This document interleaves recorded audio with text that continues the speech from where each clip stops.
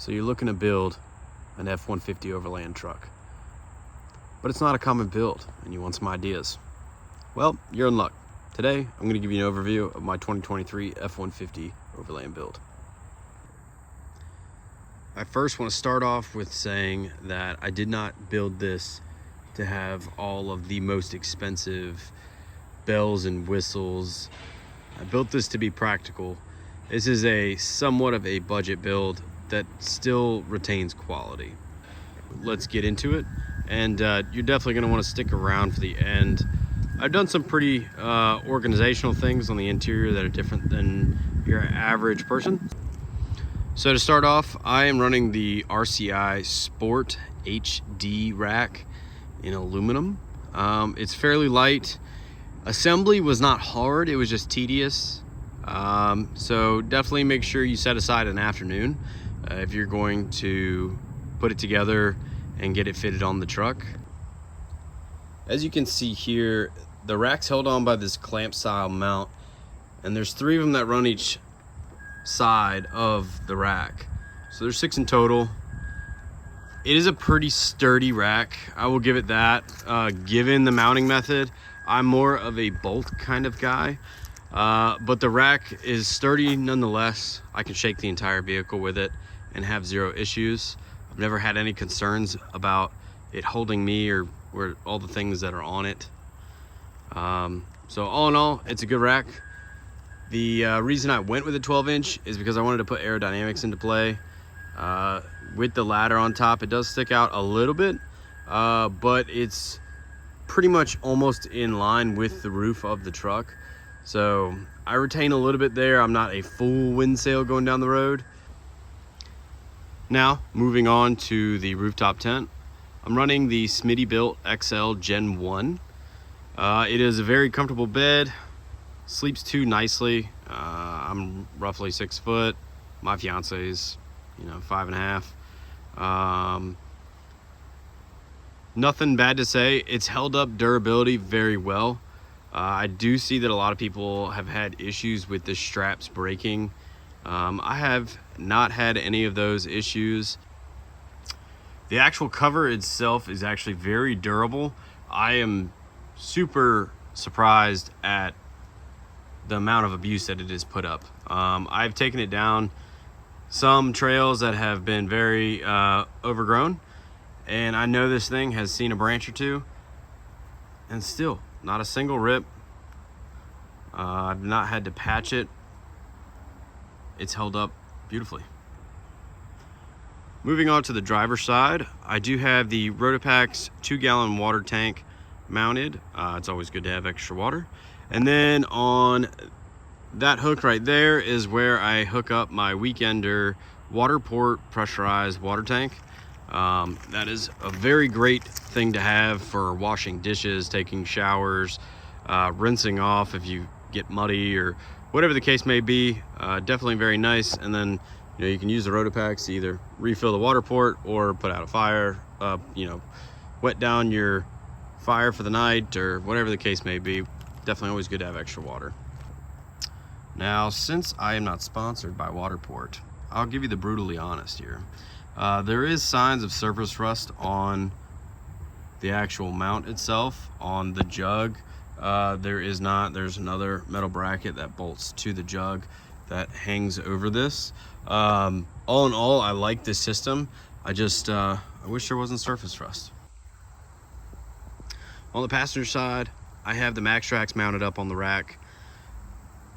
These can be useful in minor situations. I've helped a few people get out with them. But anything over that, I definitely think you should explore other options. Moving on to the front of the truck, I'm running the X-Brite 4-inch amber ditch lights. I need to get out and test them, so I'm not going to give you an honest review. I will do a separate review on them simply because they're very similar to your aux beam lights. They're not Baja designs by any means, so I'm interested to see how they do and see if they're worth your hard money. So you're welcome. Now, the X-Brite 4-inch amber ditch lights are mounted up on the rough country ditch light bracket. The bracket's super simple, pretty straightforward. It does come with instructions in the box. And it does come with a relocator for your antenna. In my case, I did not have to use that. My antenna works just fine and fits right around it just perfectly. All in all though, extremely sturdy. Now on to suspension wheels and tires. I've already made a separate video about this, but I'm gonna throw this in here in case this is your first time watching. This is the Rough Country N3 2-inch level.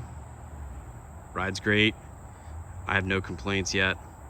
I've taken this truck off-roading, and I've also run it 30, 40 miles an hour down fire roads.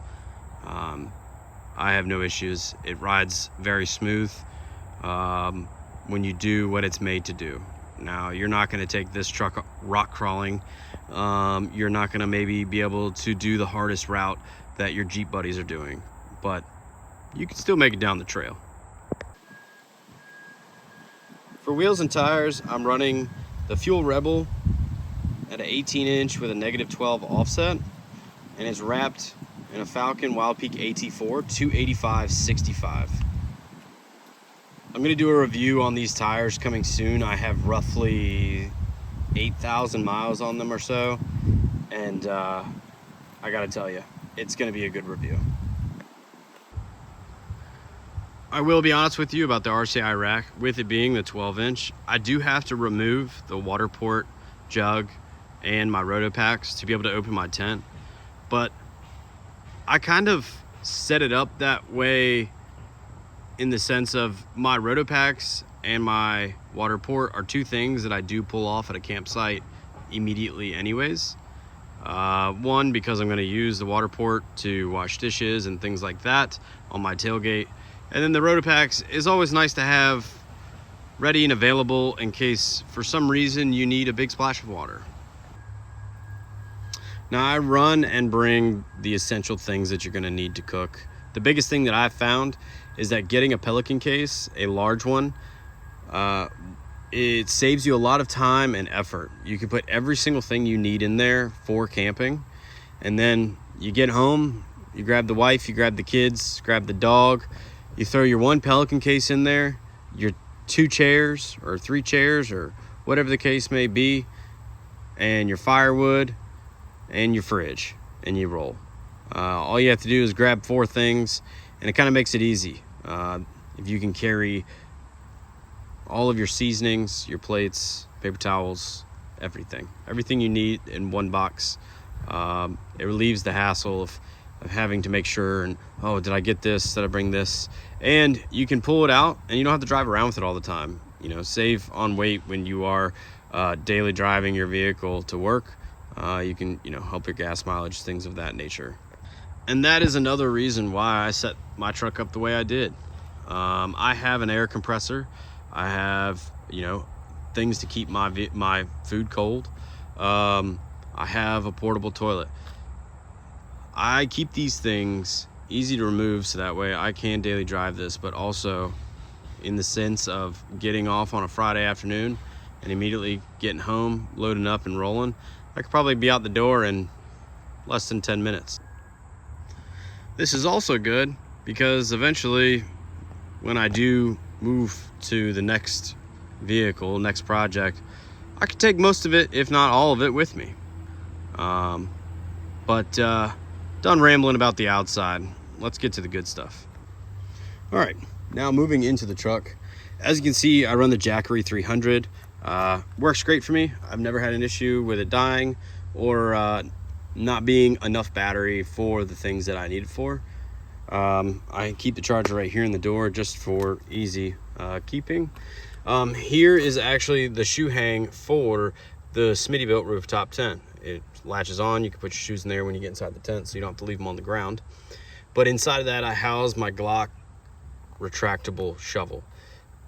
It's great. I love it. It's perfect for digging out a fire pit or digging a hole if you need to use the restroom in. So highly recommend having one of those. On the back of the seats, I run the Built Right Industries Velcro molle panels. A lot of people don't know this, but the underneath of F150 seat is Velcro acceptable. So I run these 3 panels I run 2 smalls and 1 big. It's nice because you can store things on it, and the seat can go back down and be used as regular, no issues. Same with the other side, as long as you don't have anything in your underneath storage compartment that is protruding up, which I don't. So for the back of the seats, I run a few things. So I keep radios in here just because it is nice if, one, you get into a situation where you need a spotter and it's raining, you don't have to put your window down. If you have multiple people on a trip, you know, each of you can have a radio. These radios have worked great for me. I got them on Amazon. My neighbor and I tested them out, and I believe we were at least a mile from each other, and they worked great. So perfect for if you're in a little caravan and you guys just want to have some communications. Next, in these packs here, I keep bear spray and bug spray in one of them, and in the other one I keep the actual hose module for the water port, along with zip ties, because you never know when you're going to need some zip ties. On the passenger side, I have the Smittybilt air down system and 2 Amazon flashlights. That's right, Amazon flashlights. They work great, they're rechargeable, and I haven't had any issues with them. They weren't extremely expensive like a Lightstream or any of those high dollar brands, but they work great. They shoot a great beam. It's like 1,000 lumens. No complaints. The Smittybilt air down system has worked great for me. I haven't had any issues with it, but I definitely will upgrade to a nicer system eventually. But for now, it gets the job done. Underneath on that same side, I keep my Emu hammock, my thermocell, some fire starter, and that's about it. On the driver's side, I have more essential things. First aid kit, which I believe everybody should have. This one is customized on the inside. It is definitely not a out of the box, off the shelf anymore. I was in a severe motorcycle accident, and this puppy was restocked with a lot of things. Moving on over, next to that, I do have a jump pack. It's a great thing to have with you. Definitely recommend. Rhino USA straps. Those are good if you need to strap anything down, things like that. And then next to that, I have a pull strap and some toilet paper. You're probably gonna wonder about the golf balls. I'll tell you about the end. It's pretty good. It's pretty good. It's a good campsite game. Now, moving to the front, you're gonna see it's pretty barren. I don't really have anything, actually. And I know you're probably wondering, well, how do you control the ditch lights? This here is the trigger for remote. This is what powers my ditch lights. It is a remote controller that has a module underneath of the engine bay that is Bluetooth. You wire your ditch lights to that, which then wires the battery, and then you have this controller inside that you can mount anywhere. Me personally, I just put it down there because I'm a very minimal guy. I don't like to carry a lot of things, as you can see. But the good thing about this controller is the base of it is magnetic. So you can mount this to any surface that you want. It does have kind of a rounded bottom, but you can mount this to any surface that you want. It does come with that hardware, and then this just slips right into it. It does have a pretty strong magnet. So that's about it. You see my setup. You see the things that I carry around on a daily basis, the way it is set up now. And then there are things that I grab as I'm going out the door to go hit the trails and go camping. Last but not least, I'm sure some of you are wondering, this is the V8, and I get about 20 miles per gallon. I have removed the electronic air dam simply for the sake of clearance. You know, I live in an area where there's a lot of animals. The last thing I need to do is be going down the road and an animal runs out and I don't have the clearance to clear a possum because of this insanely low chin. All right, the golf ball game. It's a lot like bocce ball, but it's mobile, you know what I mean? and you make the course, not just a single lane. Basically, all you need is a spot ball, and then everybody that's playing gets one ball. And each round you take turns placing the spot ball where you want throughout your campsite, and you all throw from a thrower's box. Whoever gets closest to that spot ball gets the point. That's about it. Make up whatever rules you want to make, but it's fun.